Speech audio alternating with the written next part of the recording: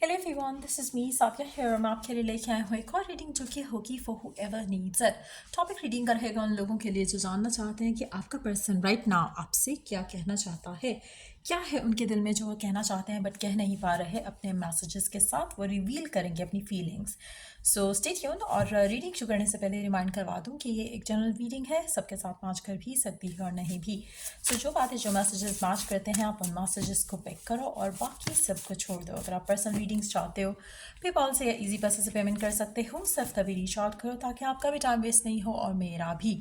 So let's dive into the read. क्या है उनके दिल में जो आपसे कहना चाहते हैं बट कह नहीं पा रहे। लेट्स फाइंड आउट उनके मैसेजेस।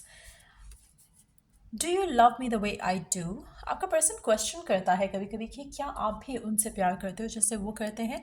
मुझे लगता है कि इवन दो शायद वो जानते हैं कि आप उनसे प्यार करते हो, बट हो सकता है कि राइट ना आप दोनों के दरमियान में जो सिचुएशन है उसको लेकर उनको डाउट होता है कि क्या आप स्टिल उस इंसान से प्यार करते हो या नहीं करते हो। सो या let's see more messages. I am not ready for commitment. आप में से कुछ लोग मुझे लगता है कि आप दोनों की आपके और आपके पर्सन के दरमियान में इश्यूज चल रहे हैं।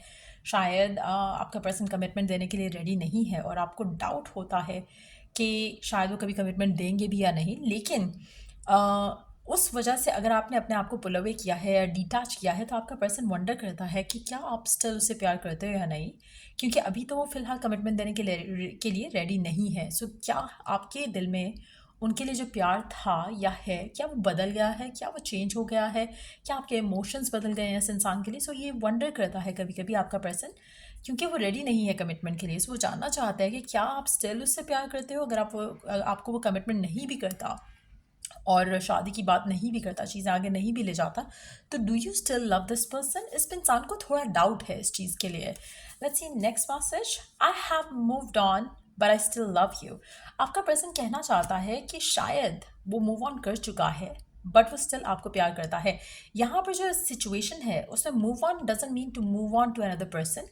Move on in the sense कि अगर उसको आप में और किसी और चीज़ में चूज़ करना हो सकता है उसने किसी और चीज़ को चूज़ किया हो but they still love you. हो सकता है उन्होंने अपने कैरियर को चूज़ किया हो सकता है उन्होंने कमिटमेंट ना देने को चूज़ किया हो ओवर यू, जिसकी वजह से शायद आप दोनों के दरमियान में इश्यूज चल रहे हैं या टाइम अपार्ट चल रहा है, सेपरेशन चल रहा है, बट वो स्टिल आपको प्यार करते हैं। शायद उनके लिए उनकी प्रायोरिटी लव या रिलेशनशिप नहीं है, जिसकी वजह से उनको डाउट है कि क्या स्टिल आप उससे प्यार करते हो या नहीं करते हो। और मुझे लगता है कि आपका पर्सन अगर आपसे या कनेक्शन से मूव ऑन किया है तो भी still this person thinks of you. Let's see more cards. Love is not everything at least for me. Definitely मुझे लगता है कि आपके पर्सन के बाकी गोल्स हो सकते हैं, बहुत प्रायोरिटीज़ डिफरेंट हो सकती हैं एज़ कम्पेयर टू यू, जिसकी वजह से वो आपसे कहना चाहता है कि love is not everything for them.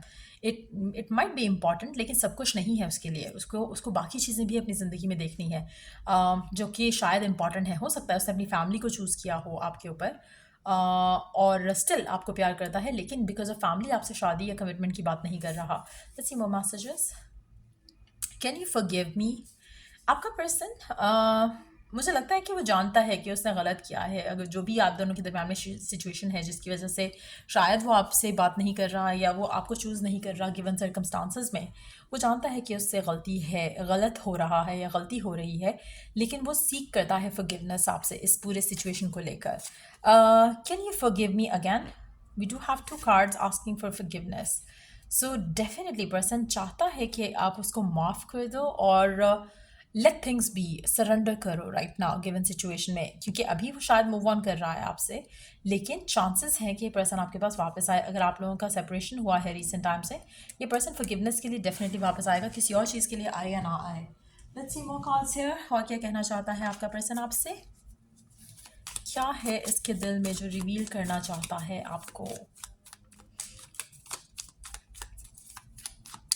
क्या है इसके दिल में जो रिवील करना चाहता है आपसे, और क्या है इसके दिल में जो रिवील करना चाहता है अपने मैसेजेस के साथ, क्या कहना चाहता है आपको। एक या दो कार्ड्स और लेंगे इस डेक से एंड उसके बाद वी विल सी मोर डेक्स।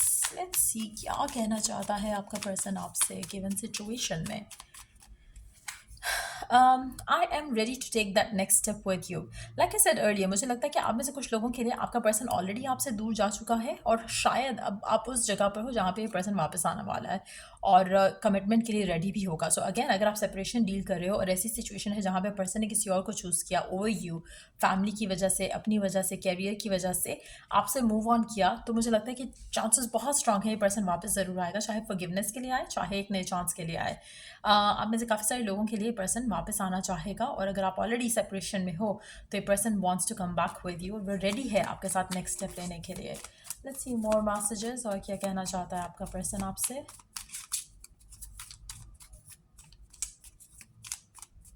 आपका पर्सन और क्या कहना चाहता है आपसे।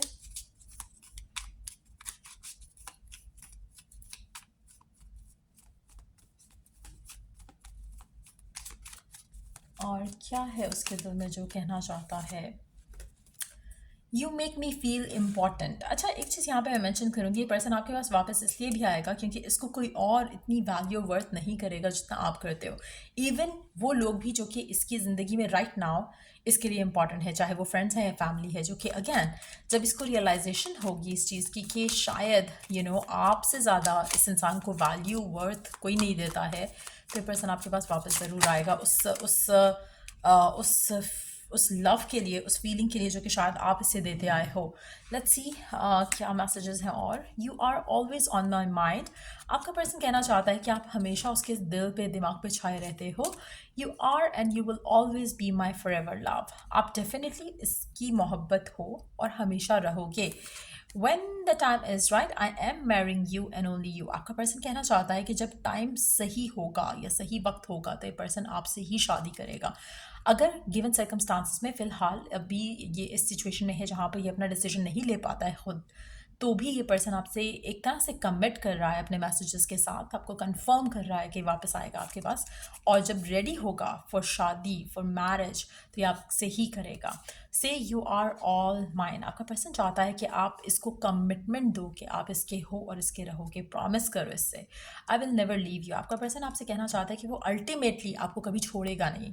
गिवन सर्कमस्टांसिस में शायद उसने मूव ऑन किया है टू परसू हिज और her career, may be family या फिर कुछ और रीजंस होंगे, लेकिन ये कभी आपको छोड़ेगा नहीं। आपको कभी कनेक्शन अल्टीमेटली ख़त्म करके नहीं जाएगा कहीं।